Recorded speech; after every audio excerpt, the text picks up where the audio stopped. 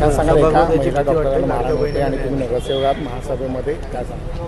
पूर्ण महाराष्ट्रात उपमुख्यमंत्री साहेब लाडकी बहीण योजना चालवत आहेत आणि त्यांचेच एक नगरसेवक एका महिलेला मारहाण करतात. ही लाडकी बहीण योजनेचं म्हणजे हे आहे का, परतफेड आहे का? माझं असं मत आहे की अशा नगरसेवकाला लवकरात लवकर महानगरपालिकेतून निलंबन केलं पाहिजे. आमच्यासारख्या महिलेला महानगरपालिकेत बसण्यासाठी भीती वाटते की आम्ही कोणासोबत सभागृह शेअर करत आहोत.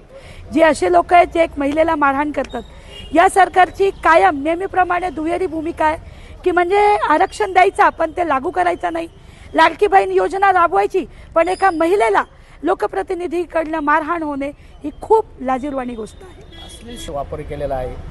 अश्लील शिवे म्हणजे त्यांच्यासाठी फूल टाकण्यासारखे आहेत त्यांचं, आणि म्हणजे त्यांची प्रतिमाच अशी आहे त्या लोकप्रतिनिधीची की ते जिथेही जातात तिथे मारहाणच करतात.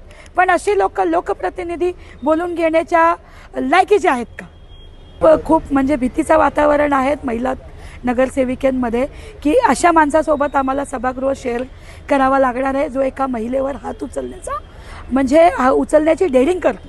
ही खूप लाजिरवाणी गोष्ट आहे. एक लोकप्रतिनिधी म्हणून त्यांनी असं करायला नको होतं. ही आमच्या सर्व म्हणजे सभागृहासाठी लाजिरवाणी गोष्ट आहे. नक्कीच सभागृहाला महिला नगरसेवकांना विरोधी पक्षातल्या सुरक्षा दिली पाहिजे की जो एका डॉक्टरला माहिती आहे की तिथे CCTV कॅमेरे आहेत, एखादी आपण चांगली इमारत तयार केली, चांगलं सगळ्या सुविधा दिल्या, पण जर त्या दवाखान्यात डॉक्टरच नसेल तर कसं चालेल? म्हणून डॉक्टरांची भूमिका ही खूप महत्त्वाची आहे. ठीक आहे, कुठेतरी डॉक्टर चुकत असतील, मी म्हणत नाही सगळेच डॉक्टर चांगले आहेत, पण जर खरंच त्या बाळाला नाग असेल आणि त्याच्या मृत्यूला जबाबदार हेच प्रतिनिधी गेले असते आणि डॉक्टरांना पुन्हा याच प्रकारे केलं असतं. पण नको, एखाद्या महिलेला, आम्ही महिलेच्या बाजूनी बोलत आहे, महिला लोकप्रतिनिधी म्हणून खूप लाजिरवाणी गोष्ट आहे.